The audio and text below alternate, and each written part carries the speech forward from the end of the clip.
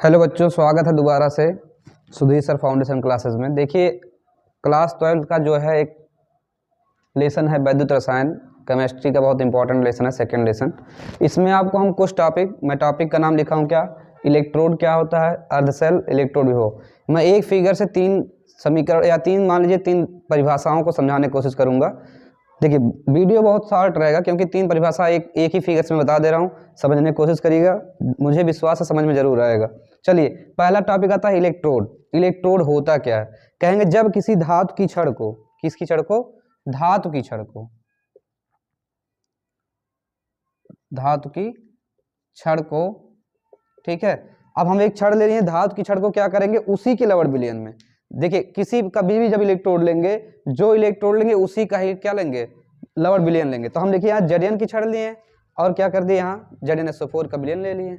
तो वही कह, जब किसी धातु की छड़ को उसी के लवर विलयन में डुबोया जाता है तो उस पर, अभी मान लीजिए आपका इलेक्ट्रोड है, इस पर धन या ऋण आवेश आता है, चाहे धन आएगा या तो फिर दोनों में से कुछ भी आ सकता है। तो धन या ऋण आवेश अगर आएगा तो आपका क्या होगा? वो इलेक्ट्रोड होगा। क्या होगा? इलेक्ट्रोड होगा। अगर उस पर धन चार्ज या ऋण चार्ज आ जा रहा है तो क्या होता है? उसे इलेक्ट्रोड कहते हैं।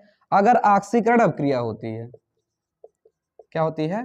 ऑक्सीकरण, यानी कि इस जो छड़ ली गई, इस छड़ पर अगर ऑक्सीकरण अभिक्रिया होती है तब तो वो एनोड होगा। क्या होगा? एनोड। अगर अपचयन होगा तो क्या होगा? वो कैथोड।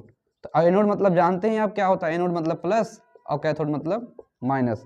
यानी कि कहेंगे जब किसी धातु की छड़ को उसके लवर विलयन में डुबोया जाता है तो उस छड़ पर कोई धन या ऋण आवेश उत्पन्न होता है, जिसे हम क्या कहते हैं? इलेक्ट्रोड कहते हैं। इतना परिभाषा तो इलेक्ट्रोड का हो गया। अर्धसेल को क्या कहेंगे? इतना परिभाषा इलेक्ट्रोड वाला जोड़ दीजिए। यानी कहेंगे जब किसी धातु की छड़ को किसी विलयन में डुबोते हैं, यानी उसी के लवर विलयन में डुबोते हैं, तो उस पर धन या ऋण आवेश उत्पन्न हो जाता है, जिसे हम क्या बोलते हैं? इलेक्ट्रोड। और इस युक्ति को, यानी जो एक पूरा यंत्र लिया गया है, इस यंत्र को क्या बोलते हैं? अर्धसेल बोलते हैं। क्या बोलते हैं? अर्धसेल बोलेंगे। क्या बोलेंगे? अर्धसेल। यानी कि जो युक्ति इसमें प्रयोग की जाएगी, जितना यंत्र लगेंगे, उस यंत्र को क्या बोलेंगे? अर्धसेल। तो यानी एक परिभाषा लिखे, बस केवल 2 लाइन बढ़ा दीजिएगा, इस युक्ति को अर्धसेल कहते हैं। तो यानी एक ही परिभाषा में थोड़ा सा बढ़ाने से 2 काम हो गए। चलिए तीसरे पे आते हैं। तीसरा भी इसी पे डिपेंड है, थोड़ा सा चेंज करना पड़ेगा, ठीक है। तो क्या कहना है उसमें? उतना ही कहेंगे, जब किसी धातु की छड़ को उसके लवर विलयन में डुबोते हैं तो धातु की छड़, थोड़ा सा चेंज करना, धातु की छड़ और विलयन के बीच, क्या? धातु की छड़, और थोड़ा सा अंतर वही मैं लिख दे रहा हूं, और विलयन के बीच, विलयन के बीच विभवांतर उत्पन्न होता है। एक विभवांतर, क्या?